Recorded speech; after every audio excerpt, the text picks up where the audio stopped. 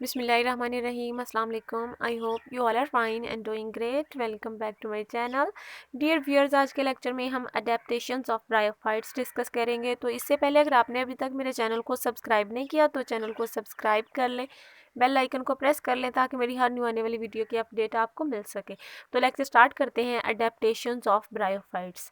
तो जैसे कि आपको पता है कि जितने भी लिविंग ऑर्गेनिजम्स हैं वो वाटर से एवेलुएट हुए हैं, कि तमाम ऑर्गेनिजम्स के जो अनसेस्टर्स हैं वो पानी में रहते थे और आहिस्ता आहिस्ता उन्होंने अपने बॉडी को मॉडिफाई किया और वो ज़मीन पर रहने लग गए। तो जब हम ब्रायोफाइट्स की बात करते हैं तो हमें पता है कि ब्रायोफाइट्स पहले प्लांट्स हैं जो ज़मीन पर रहने लगे।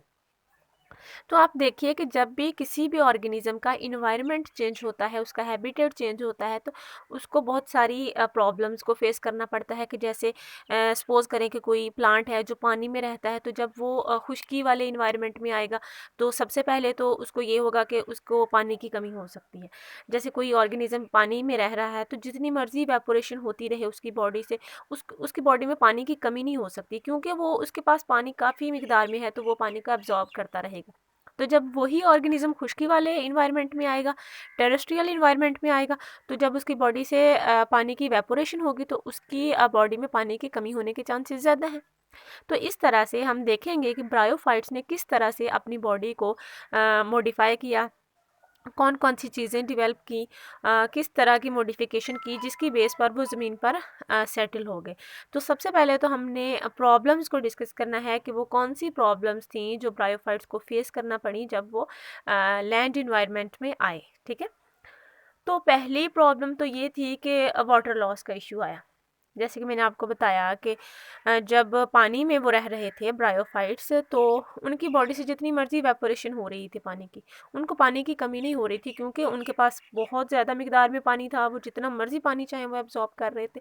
लेकिन जब वो खुश्की में आए तो उनकी बॉडी से पानी की इवेपोरेशन तो उतनी होती रही, लेकिन उनके पास पानी अवेलेबल नहीं था। तो इस तरह से क्या हुआ, फर्स्ट प्रॉब्लम उनको ये फेस करनी पड़ी कि इवेपोरेशन ज़्यादा हो गई, उनकी बॉडी में पानी की कमी हो गई।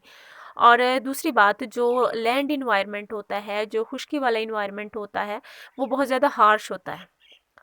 जो पानी वाला इन्वायरमेंट होता है वो इतना हार्श नहीं होता, प्लांट के लिए वो बहुत अच्छा इन्वायरमेंट होता है, एक किस्म का कि प्लांट को वाफर मिकदार में पानी मिल रहा है, मिनरल्स मिल रहे हैं, वो आसानी से अपनी फोटोसिंथेसिस कर रहे हैं और अपनी लाइफ जो है गुजार रहे हैं। तो जब वो ज़मीन पर आए, इतने खुश्की वाले इन्वायरमेंट में आए, तो ज़ाहिर है इन्वायरमेंट थोड़ा हार्श है, तो उनको मुश्किलात पेश आई। तो अब हम देखते हैं कि ब्रायोफाइट्स ने कौन कौन सी मॉडिफिकेशंस की अपनी बॉडी में। तो सबसे पहले हमारे पास आ जाता है कॉम्पैक्ट मल्टी सेलुलर बॉडी।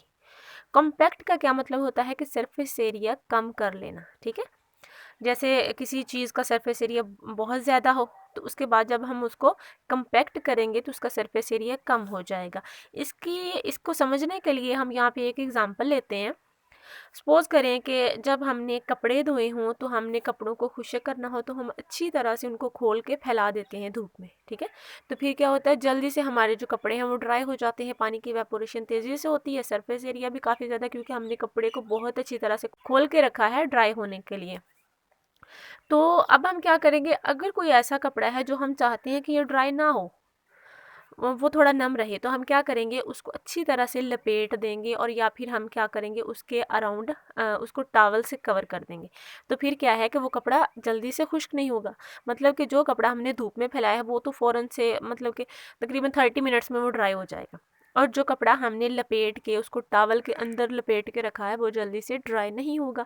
तो यही इन्होंने किया ब्रायोफाइट्स ने, कि पहले जो इनकी बॉडी थी उनका उसका सरफेस एरिया काफ़ी ज़्यादा था। उसके बाद उसने क्या किया, जब वो ड्राई इन्वायरमेंट में, ड्राई कंडीशन में सेटल हुए, तो उन्होंने अपनी बॉडी का जो सरफेस एरिया था उसको कम कर लिया। उससे क्या हुआ कि इवेपोरेशन के चांसेस कम हो गए। आपको पता है जितना सरफेस एरिया ज़्यादा होता है इवेपोरेशन उतनी ही ज़्यादा होती है। मतलब सरफेस एरिया और इवेपोरेशन डायरेक्टली प्रोपोर्शनल होते हैं एक दूसरे के। तो जब किसी चीज़ का सरफेस एरिया कम हो जाता है तो उसके ड्राई होने के चांसेस, उसमें से वाटर की इवेपोरेशन कम हो जाती है। ठीक है, देन हमारे पास आ जाती है डेवलपमेंट ऑफ क्यूटिकल। के जो ब्रायोफाइट्स हैं उन्होंने अपनी बॉडी के ऊपर एक क्यूटिकल, एक कवरिंग डेवलप कर ली। अब क्यूटिकल क्या होती है, ये एक वैक्सी लेयर होती है और इसका काम क्या होता है कि क्यूटिकल जो है ये वाटर इवेपोरेशन को कम कर देती है, ठीक है।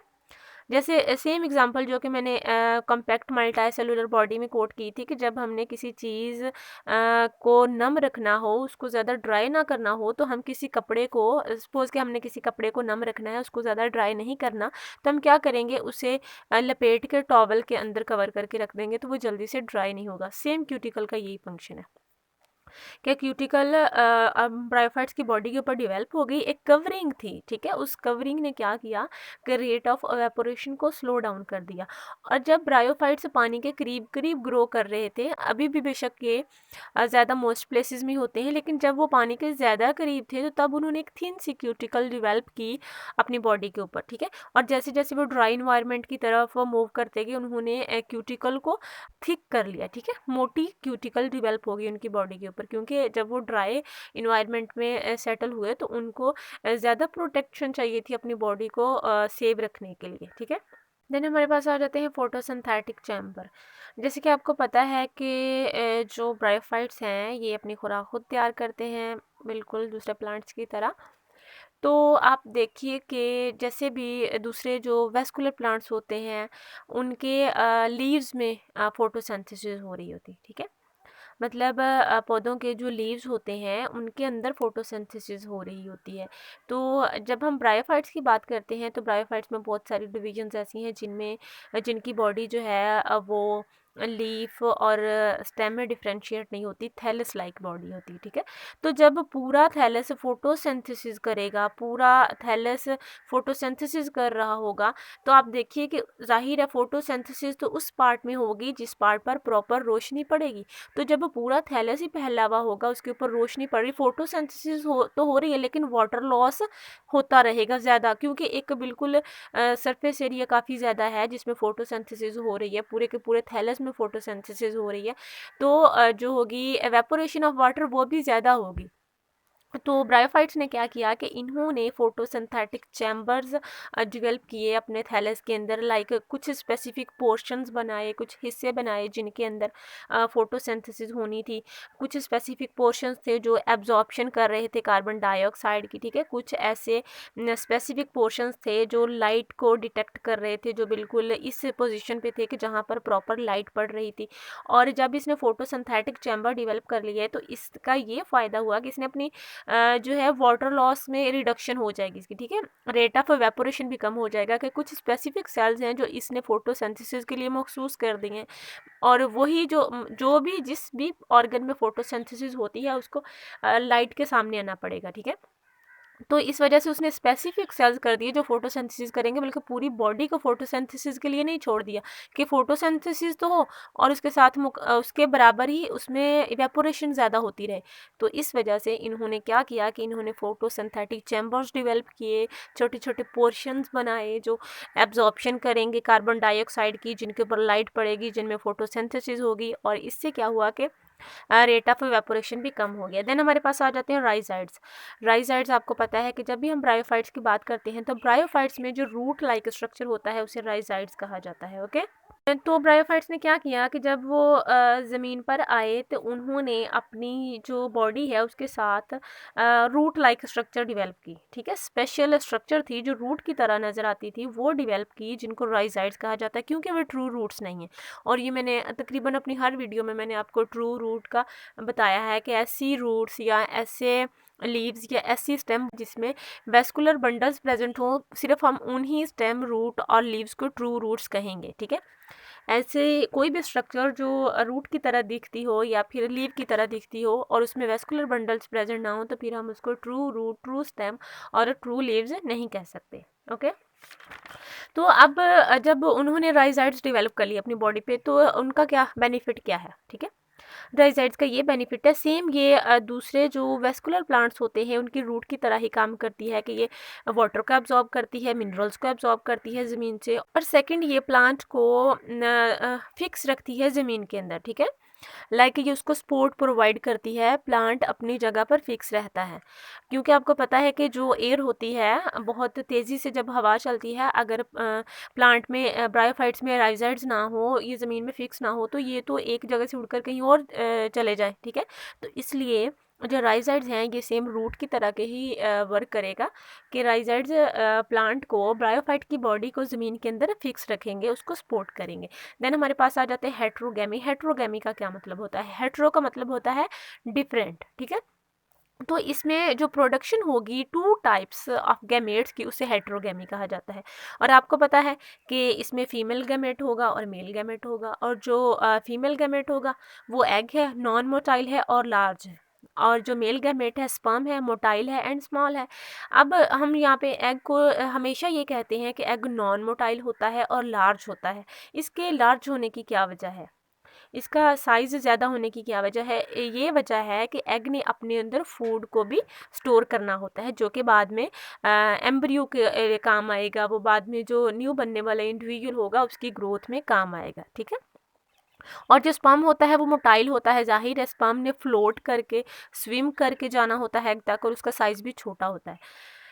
ब्रायोफाइट्स ने अपनी बॉडी में मतलब कि सेक्सुअल रिप्रोडक्शन क्यों डेवलप की, क्यों इसमें मेल गैमेट बने, क्यों फीमेल गैमेट बने, ठीक है। ये बाकी जो बहुत ज़्यादा जो प्रिमिटिव ऑर्गेनिजम्स हैं उनकी तरह ये एसेक्सुअल रिप्रोडक्शन भी तो कर सकते थे।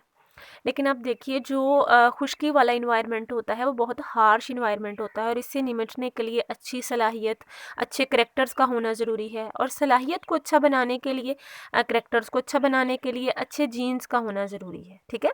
और अच्छे जीन्स की प्रोडक्शन के लिए जेनेटिक वेरिएशन का होना ज़रूरी है, और जेनेटिक वेरिएशन की प्रोडक्शन के लिए सेक्सुअल रिप्रोडक्शन का प्रॉपर अंदाज में होना ज़रूरी है, ठीक है।